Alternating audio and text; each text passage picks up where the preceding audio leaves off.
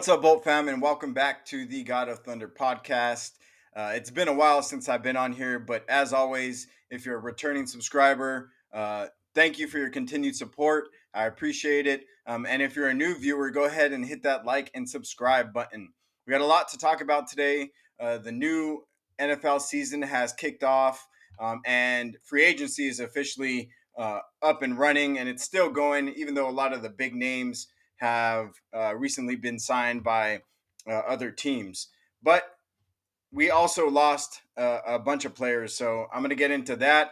We're also going to talk about the losses that, including Mike Williams, Austin Eckler, Keenan Allen, which was a huge surprise. But I think the Chargers organization has a vision. I think that Joe Ortiz and Jim Harbaugh have a vision. So, of course, it hurts a lot because we're all huge Keenan Allen fans. He should have retired a Charger. Unfortunately, he is not. And I think a lot of people are pissed off about it. I am one of them, but I'm trying to look at it from a different lens, from a different perspective, and really see that I think there is a plan going forward. And unfortunately, that was necessary. So, jumping right into the notable losses to the Chargers roster. So, Mike Williams is now a former Charger. He was a number one draft pick. He's one of the best wideouts to ever put on the Powder Blues, him and Keenan Allen, and is also known as the Chief Killer, right? Having multiple big games against the Chiefs with both Phillip Rivers and Justin Herbert. This one hurts just as much as the Keenan Allen one, and I think we're all going to miss his like big playability, what he brought to the table. Keenan Allen was probably the biggest surprise of this free agency or this offseason, right? I don't think any of us expected Keenan Allen to really be gone, right? That was a huge surprise. And out of everything, it's for a fourth round draft pick. And I don't think that we got the value. I mean, some people would argue that we did, some people would argue that we didn't get the value. I'm kind of split in the middle because I think that Keenan Allen realistically is a 31-year-old, about to be a 32-year-old, April 27th, wide receiver who, yes, is coming off one of his best seasons as a wide receiver with the Chargers, but he is an aging wide receiver, and 31, 32 years old is where wide receivers really start to see that cliff or start to go down that hill and really lose their stats and lose their ability. Even though Keenan Allen is one of those players who is not really known for his speed, he's really known for his route running and his mental game, his football IQ. I still think that potentially we could have seen a fall off from Keenan Allen next year, which we will see with the Bears because the Bears got him for a fourth round pick. He's going to be paired with DJ Moore and then most likely Caleb Williams as his rookie quarterback. So we'll see how that plays out. Austin Eckler, who is a former undrafted free agent, one of the dogs in the Chargers organization who worked his way up all the way from special teams to the starting lineup, also gone and on a new team with the Washington Commanders. He signed a 2-year deal with potentially $11.4 million, which kind of had me thinking whether or not we could have afforded Austin Eckler contract. But to me, I think we definitely could have, especially with all the cap space we have now. I think we're around $38 million, not including the rookie contracts, and then the midseason budget. I think we could have, but I think what what Jim Harbaugh and his staff are envisioning for a run game, along with Greg Roman, doesn't include Austin Eckler. Austin Eckler was he was a good runner, but his forte was catching passes out of the backfield, catching screen passes. He was one of the best route runners for a running back in the league, and that's what contributed to over his 44 touchdowns over the past couple of years, right? So not a big surprise that Austin Eckler left. He is going to be missed too, though. He was among our skill position players who really contributed to the Chargers and to Justin Herbert's success. Other notable losses include Gerald Everett, who signed with the Bears, so he's going to be teaming up with Keenan Allen, and as well as Kenneth Murray, who signed a huge $18 million contract with the Tennessee Titans. And then we also lost Eric Kendricks, who's on the Dallas Cowboys, and he's going to go and reunite with his old coach, Zimmerman over there, who's the new defensive coordinator for the Dallas Cowboys. Um, right now, I mean, we restructured Khalil Mack's contract, which we'll get into right now, and we restructured Joey Bosa's contract. Out of the big four, Joey Bosa, Khalil Mack, Keenan Allen, and Mike Williams, I did not expect the two to be staying to be Khalil Mack and Joey Bosa. I thought, on the contrary, we were going to get rid of Joey Bosa, Khalil Mack, clear up that cap space, and keep our weapons on the outside. However, I mean, that's not the way this coaching staff envisions this team, which you have to respect because this is what we all asked for, right? I know it hurts to lose our offensive weapons, but what Jim Harbaugh and Greg Roman are going to bring to this team is a running game, right? And that's what they're doing. And we'll go over with the new additions that we've signed on the offensive side of the football that's going to contribute to that run game. So going back to Khalil Mack. Our guy Khalil Mack is back with the Los Angeles Chargers. He's coming back on a restructured deal that allowed the Chargers to become not only cap compliant but in the positive, and also allowed us to bring back Alohi Gilman, who's resigning, and new additions of Gus Edwards, Will Disley, and Hayden Hurst. We also brought back Denzel Perryman, who's a former Charger, and who's a dog when you think in terms of linebacker. He's a hard hitting linebacker. I don't know if he's going to be in the starting position. He's probably going to be more of a rotational player, but I do envision him having a major role in this defense. We're also looking at Christian Fuller. Correct me if I'm wrong, but he is a cornerback out of the Titans that we're looking to bring in. I believe they're having dinner. He's having dinner with the Chargers brass tonight, and then they're going to talk contracts tomorrow. He's a 4-year cornerback out of Tennessee. He started off hot when he was first drafted, but he's coming off the worst season of his career. But I think with good coaching, like Jesse Minter and Jim Harbaugh on as the head coach, I think that he could come back and really be a good contributor to our team on the defensive side and be our cornerback too. He is he's tall, he's lanky, he's fast, and he was a lot of times last year put on the opposing team's wide receiver for the Tennessee Titans. So I am a big fan of that. I hope we can bring that in because we are in need of depth in the cornerback room, along with the running back room and along with the linebacker room, and probably the offensive line. So we'll talk about that more. But now that Max Stain, it's only going to add to what we have on the defensive line right now. Joey Bosa is also staying. He restructured his contract. He's taking a pay cut along with Khalil Mack. So that just tells me in my mind that both of these players are all in on what Jesse Minter and Jim Harbaugh are preaching, what the new Chargers are going to look like. And it looks like we're going to be playing defense and running the football, which is getting back to the roots of the NFL, right? And which I could appreciate because the past 3-4 years with Justin Herbert, we have not been able to run the ball at all, which is a disappointment because we all know a great run game opens up a great pass game. And that's what this coaching staff is aiming to do. Um, So with that being said, let's go over to our new additions. Right, let's cover this real quick. Gus Edwards was signed on a great deal for 2 years, $6.5 million with $3.4 million guaranteed. He's a solid running back who had a breakout year for the Ravens. I think he amassed around 810 rushing yards with just over 150 receiving yards and a total of 13 touchdowns. Right, he's also familiar with the Greg Roman offense, so he should fit right into this puzzle. Just a quick stat for you. His short yardage success in 2023 was ranked number 4 out of the 32 qualifying running backs. Austin Eckler was ranked 30th. So if that is a boost in the run game, that's what I'd call it. We also signed Will Disley, a 3-year, $14 million deal, relatively cheap for a really, really good blocking tight end. And he's known for his blocking ability. If you go look up tape, he's a monster, man. I've seen him kick out. There was one play that I specifically seen against one of our DNs, Chris Rumpf. He absolutely blew him up and laid him on. It was a pancake.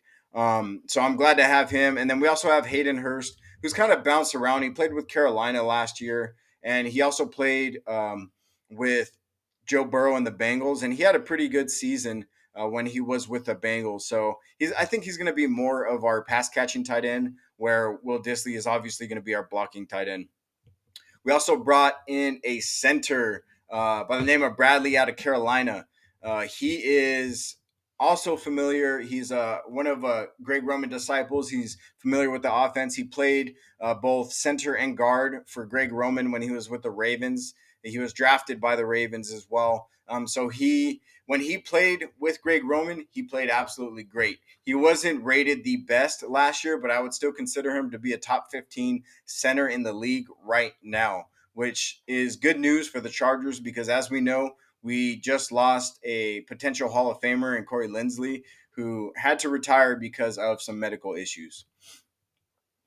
Lohi Gilman was also re signed. I really didn't think we were going to be able to keep Gilman, but the robust market for safety seemed to help a lot, and what helped the Chargers be able to lock him up for the next couple years. Um, Everyone should be glad that he's back. I mean, he's a turnover machine. He has a nose for the football. So I expect big things from Alohi going into his fifth year, I believe. There's not too many free agents left on the market. I was looking at Trent Brown for right tackle, but he just got picked up by the Jets. There was some talks that Mike Williams was going to possibly return back to LA, but he decided to go also with the Jets. So he's pairing up with Aaron Rodgers over there to be wide receiver two, right behind Garrett Wilson. And then for linebacker, I think Devin White and Trell Dodson are still in the market. I think we're going to probably primarily look to address middle linebacker in the draft, possibly Junior Colson, right, former Michigan Wolverine. But there's still lots of moves that we can make, especially with the cap space that we have, right? I think over the cap had us at $38 million. If you factor in the rookie contracts and whatnot, I think we're sitting around 32 or $28 million. Excuse me. I was also hoping that we could bring in AJ Dillon. However, AJ Dillon just signed with the Packers again, I believe. He was a young running back who had lots of potential. He's only 25 years old. Um, but if we don't address the running back position in the free agency market, um, I think we're probably also going to address that in the draft. Potential free agents I've heard is J.K. Dobbins, who is also with the Baltimore Ravens, who I believe is coming off an injury. He was hurt last season, so if we get him on a cheap contract and get him to play up, or see if we could speed him up his recovery and then get him to play really well for us, that'd be awesome. But a running back, I know everyone wants Blake Corum, right? He was also a former Michigan Wolverine, but a running back that I really seen in the draft combine, just in the draft combine, and then I further did some more research, was Jalen Wright out of Tennessee. This dude ran a 4.38 40. He's 5'11, 210, so he's a big back, but he's also elusive, right? Um, I like him. He has had some trouble holding on to the ball, but he is an aggressive running back with some elusiveness, and I think he'd be a great addition to the Chargers' running back room. Now there's now I wanted to talk a little bit about the draft, right? Everybody's wondering what the Chargers are going to do in this year's draft. We have the fifth overall pick. There's people talking that we're going to trade back. There's people also saying that we're going to stick and pick at the five position. I've done a couple mock drafts. I've done them both where we traded back and where we stick and pick. The one that I feel like we need to do is we have to stick and pick this year because there's two prospects, wide receiver prospects that are can't miss, and that's Malik Neighbors and Marvin Harrison Jr. And with the way the draft is shaping up, with the teams at 1, 2, 3, and 4, what their needs are going to be is most likely quarterback, right? We with the first pick, we know Caleb Williams is going to be off the board. So with the other two picks, we have the Washington Commanders, who are most likely going to take Drake May, based off all the mock drafts. We have the third pick with the New England Patriots, who I've heard or there's a potential of them trading back and trading the pick, which could be traded to Minnesota, but they need a quarterback no way to spin it. So it's most likely that they're going to take Jaden Daniels. And then we come to the fourth and fifth pick, right? The Arizona Cardinals and the Los Angeles Chargers. I am still pretty pissed off about Matt Prater missing that kick, which would have won the Arizona Cardinals the game. I think it was against the Seahawks. And that would have guaranteed us the fourth pick and Marvin Harrison Jr. So screw you, Matt Prater.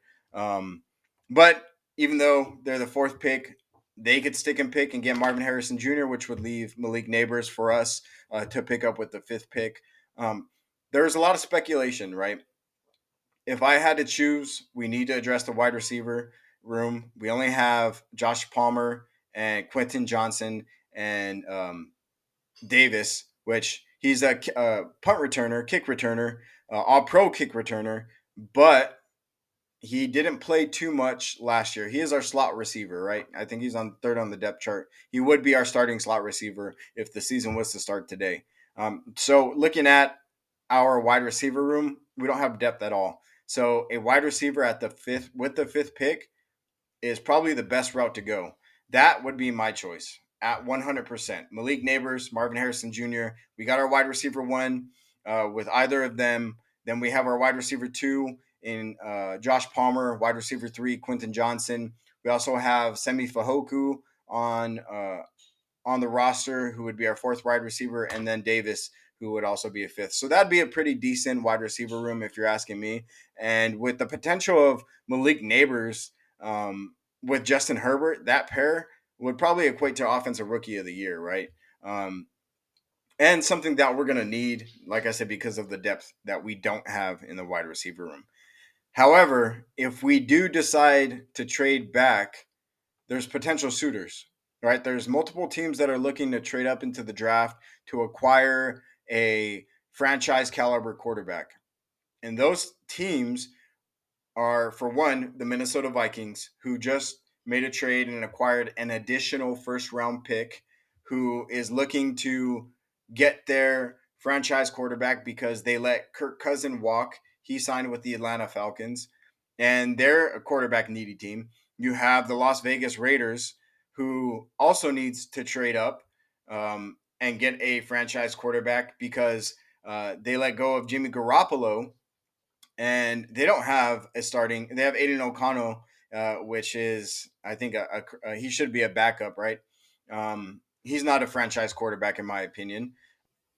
You also have the New York Giants, who are yes a pick behind us. However, if you have the Minnesota Vikings calling, if you have the Las Vegas Raiders calling, if you have the Denver Broncos calling, they might want to move up so they could pick their guy, right? And that guy most likely is going to be JJ McCarthy, who Jim Harbaugh has done his work and has really gaslit JJ McCarthy, right? He said he should be the number one pick consensus in the NFL draft, which is I'm pretty sure Jim Harbaugh has been playing mind games like he always does, right?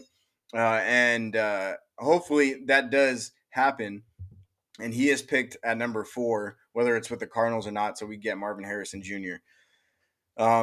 So I think that if someone like that does trade up, if they can't get to 4, then they're going to come to 5, right? And they're going to trade with the Chargers. And if it is the Minnesota Vikings, I believe they have the 11th pick and the 23rd pick, which would allow us to do something with both those picks to get blue chip starters in the first round to help really round out this roster who that's been gutted with on the offensive line because of absence of Corey Lindsey, the inconsistent play of Trey Pipkins, um, the loss of Keenan Allen, Mike Williams, and Austin Eckler, right? The loss of Michael Davis. I also forgot to mention Michael Davis. He's also with the Commanders, so him and Austin Eckler are teaming up again.